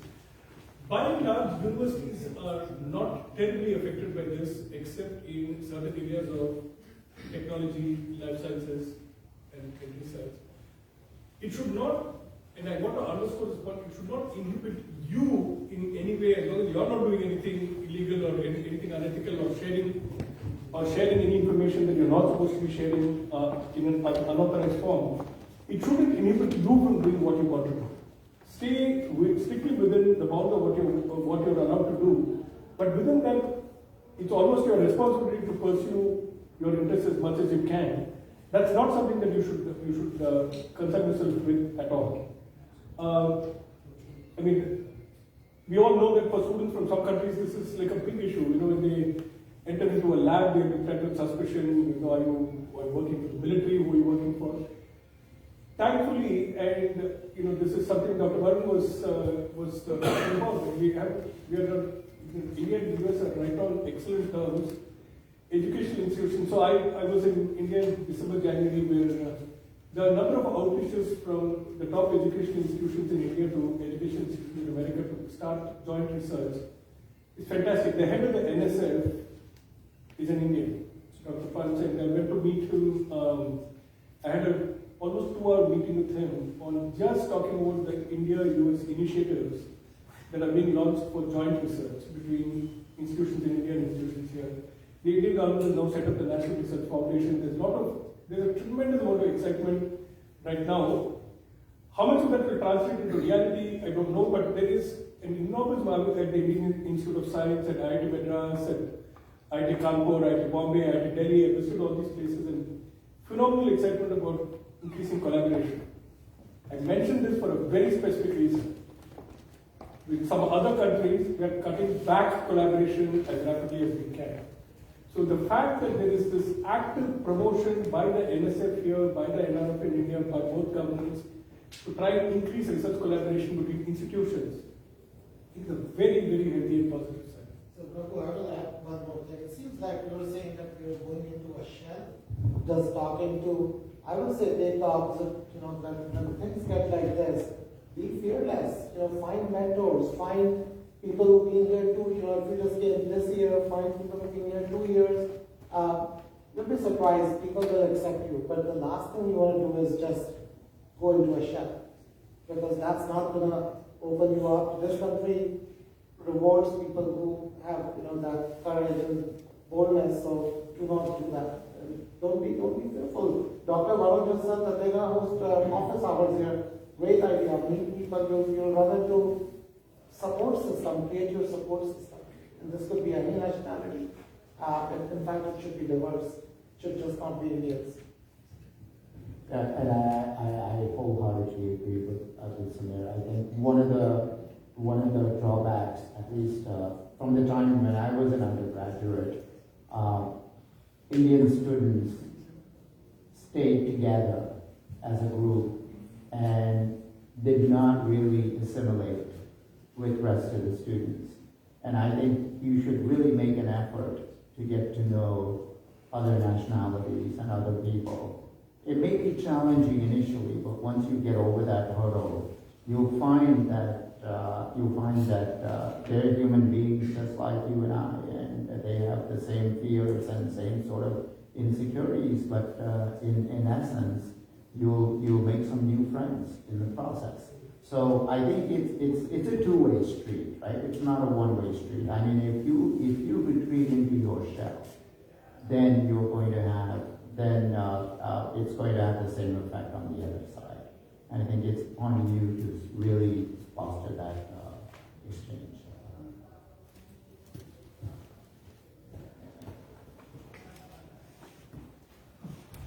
How difficult it is to find a form startup in United States as an international student? Let me repeat the question. Did you say how difficult it is to establish a startup in the United States as an Indian? So, look, I mean, our fund, we funded quite a lot of early stage companies, little later stage companies, and so we have 3 funds, and I can tell you that the process of starting a company is very, very easy. I mean, I don't think you have any sort of friction in starting a company.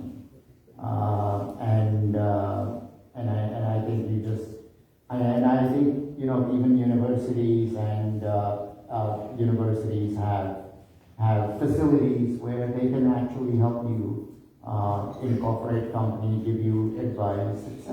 Right? Yeah, every university, I mean, I don't know which university you're at, but every university has NYU has several of these entrepreneurship centers that will help you every step of the way from your developing your idea to linking you to mentors to incorporating your company to everything. I mean, the US makes life very easy in these matters. One more question.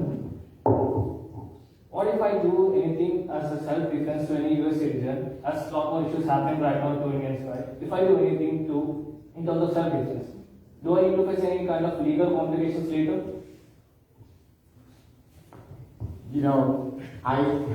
I'm not a lawyer, and maybe you should take this question, but I can tell you one thing. I think if you can avoid a confrontation, you should. I agree with that. Seriously, it's just not worth getting into a confrontation kind of a situation. But things happen, and you just need to make sure that you get legal advice. Issue is what is self-defense? Yeah, we could spend a whole night discussing the topic, but I really do believe that you should exercise restraint. That's my view. And that's safe anywhere, not just in the United States. Yeah. Like, you want to say that applies in India or anywhere else? Anywhere else. There are a couple of other questions from, I guess, from virtual attendees. What do corporate boardrooms look for in interviews? How to handle a job interview? So anybody want to? You probably have a career services office in your school. They should be able to help you with these kinds of questions. I can only tell you what we do in our school. Every student has to mandatorily go through, if you want to interview for jobs, put them through elaborate training on how to handle interviews.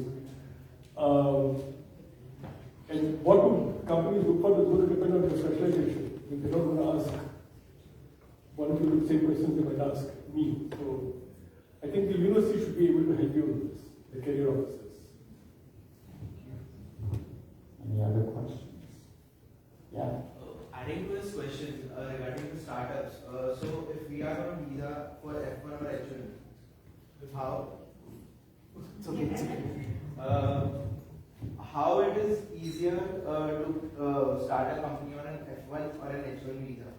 I don't think there are any restrictions with you starting the company. I don't think your visa status matters. Again, I'm not a lawyer. To start a company. To start a company is fine, but working for the company is a problem. You cannot work for a company, okay? But see, if you're just incorporating a company, that's fine. But now if you say you want to actively work for the company, that you definitely require a visa. So incorporating in a company, it means we are funding. So as we are students, we don't have funds. So how can we incorporate, or is there any incorporation of, let's assume I incorporate a company and then I hire him to do all the funding and basically operate the company. That is fine, where I'm a pure investor. But the moment I actively start participating in the management of the company, that they consider it as work. And the person whom we are hiring, he should be a green card or any citizen? As long as he's authorized to work. So eventually, I-9, yes, yes, I-9 has to be. Yeah, as my colleague told that he wanted to set up some organization, something. But he want to say that he want to hire some person. But we can do something like that, any person like a non-profit organization, or like we set up an organization like a friend and helping or something like that as freelancing or something Generally, like what profit. Generally, what someone would do is, let's assume you want to incorporate a company. Maybe if you have a relative or a close friend and you want to give 1% of the company to them, and then let them do the day-to-day operations.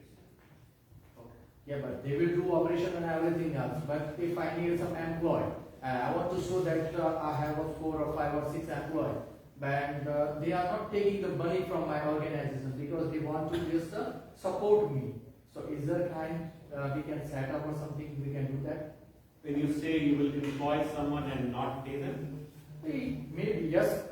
Because I You can follow state laws for that. There are a lot of states that they don't allow that. You can hire a person and not pay them. Like my friend is ready to work with me, and yeah, like same, he is also an F1, so they are working, but I mean that's USCIS will consider that as unauthorized employment. But like as a non-profitable organization, also some people Doesn't matter. See, again, in a traditional sense, it's like if you go to a temple and you clean utensils over there, that's customarily considered as seva, okay? Yeah. That is okay. But if you come to my office and say, okay, you know what, I don't want any money, but train me to be a lawyer, okay? And you are going through a full training, and I'm assigning you work and you're doing the work, that USCIS will consider work, even though you're not being paid. Thank you so much. Well, It's better if you join a not-for-profit. Yes. It's better you join a not-for-profit. I will start, and that's the reason I will, after this conversation, I will introduce with you. I want to know something more and more with you and with yourself. Well, I want to take this opportunity to thank our esteemed panelists. It was a lively discussion. Sorry for throwing the kitchen sink at you twice. But I, what I tried to do was to try to really look at it from your perspective of your mind. So again, thank you for coming, and thank you to Mr. Jeff and the Indian Mission for arranging this, because this is critical, and I think there are lots of ideas that have emerged from this, and hopefully we'll be able to sort of act upon some of those ideas and create some of these sort of support organizations so that you have a resource that you can fall back upon. Thank you.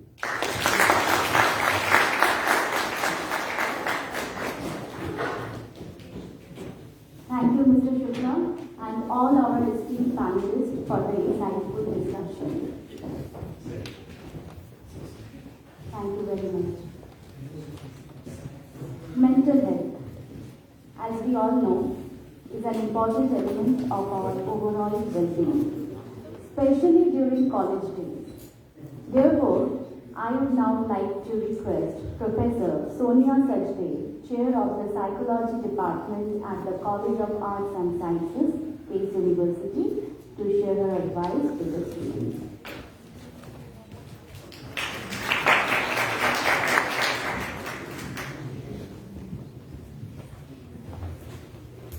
Thank you very much to the Indian Consulate for inviting me. It is really a sign of the times that we have a psychologist talking. Usually mental health was hidden in the back somewhere. I had some prepared remarks, but I was listening to some of the questions that all of you asked, and I kind of thrown my prepared remarks out of the window. I'm just going to address some of the things that you brought up to the best of my ability. When you come to the United States, or any country for that matter, there are two real processes that are going on with all of you, whether you realize it or you don't. And one is a little bit of mourning for what you've left behind. Your friends are getting married, there's fun happening there, there is Holi, Diwali celebrations, and you're here. And the second part of what is going on is the effort to create a life out here. Okay? The second part of that process has shifted a little bit. People talk about globalization in economic terms, capital flow terms. But if you look at the real definition of globalization, it is an integration of people, processes, and products. People is a very important part of all of that. So the culture around you has shifted, and as such, your adaptation has to shift. Let me give you a simple example. As I said earlier, there are two processes. One is the part of developing relationships here and creating a life here. Previously, the choice was very simple. You either merged with the US culture or you retained your culture. Okay, that's thought to be almost a bimodal process. The reality is, with the internet, you not only now, and with the large flow of people with globalization, you have a lot of people of the Indian community here. So the process of adaptation includes not just you creating a life, making friends, getting a job. It also includes your maintaining your relationships back home. I have a phone call like you, 100 rupees, 3 minutes, maybe once a week. That's what I got. And right now when I look at kids coming, Mama is asking, what did you eat for breakfast? Mama is keeping tabs. Where are you going? Are you sleeping? It's your exam. She's on the internet constantly. I recently had a very dear friend go through a bitter divorce, and when I asked her, what's the problem? In-laws. Your in-laws are living in a small village in Gujarat. Why is it happening here? Oh no, we're not living in a small village in Gujarat. We come home, the internet gets turned on, And my mother-in-law is right there, telling me how to cook, how to take care of her son, and a million other things. Your adaptation is extremely complicated by the whole process of globalization, because not only are you now creating a life, you are adapting to the world around you, but there is the pressure of maintaining your relationships back home, because as some of you said, you may have to go back home. 20-30% is not great numbers. And it's wisdom to continue maintaining all of those relationships. Globalization helps, and it complicates life. So let me come to a second point. I'm just going to make about 2 or 3 points, but let me just come to my second point, which is that the whole process of socializing and interacting with the world around you, there is a fundamental difference with how we as Indians interact with the world around us and how the US culture interacts with the world around them. And if I were to simplify it, it's about collectivism versus individualism. We don't think beyond our families. Our identity is entwined in our relationships with our families. Whereas in the United States, the fundamental premises is numero uno. Me first. It's the fundamental individualism. Therefore, some of you brought up this whole idea of conflict. When conflict occurs, we go back to our own traditional ways of doing things, which is that we learn to manage our internal reactions rather than looking at the situation outside and taking a problem-focused approach. And all of these things are fine, provided you do it with awareness, because there is lack of synchrony between the coping that you are adapting and the requirements of the situation. Okay, so I guess the points that I'm trying to bring up are about doing what you're doing with a little bit more awareness to help you. Somebody brought up this whole idea of mental health. Sadly enough, whether it's India or it is the United States, mental health is the single biggest killer of young people today. And part of the whole idea of mental health, or the good part about the whole issue of mental health, is that you have resources at your service out here. And I would strongly encourage you to not ignore those senses and those feelings of depression or those feelings of being let down, because it will not go away by ignoring it.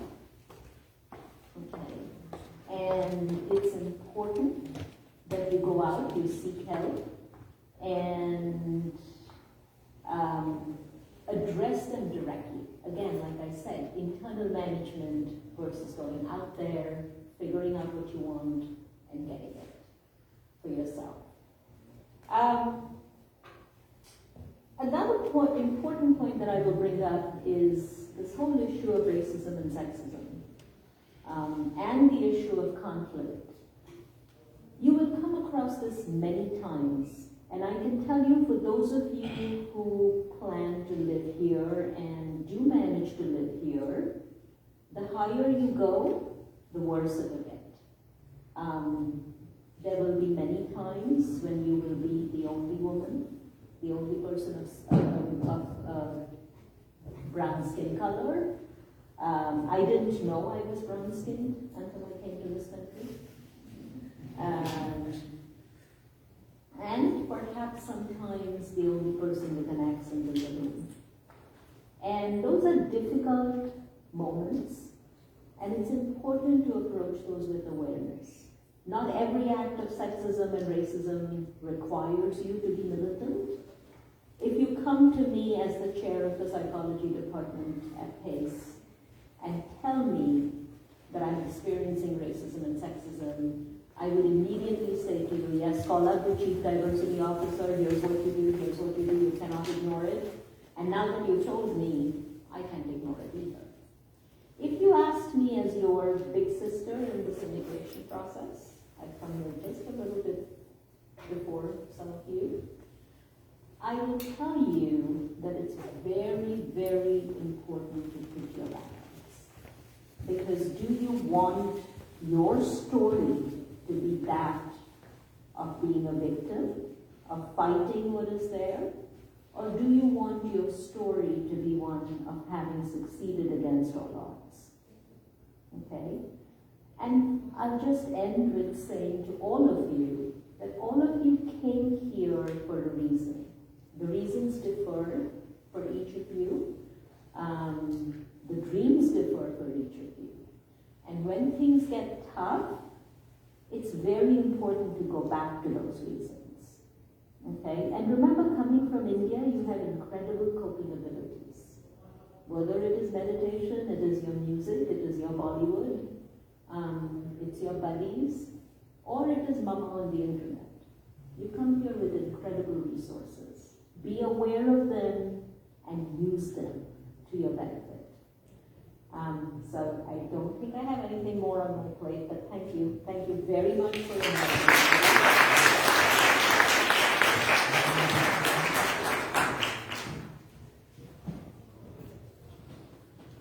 Thank you, Dr. Sonia.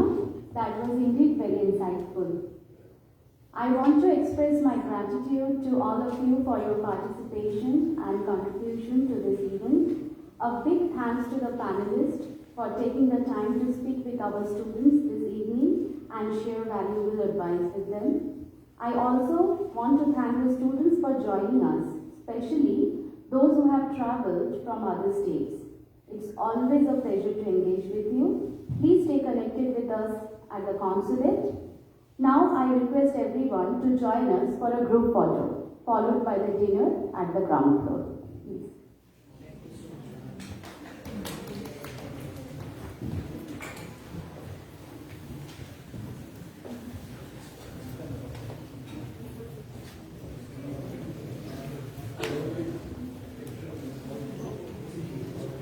The group photo is happening on the stage. Can we all arrive on the stage, please?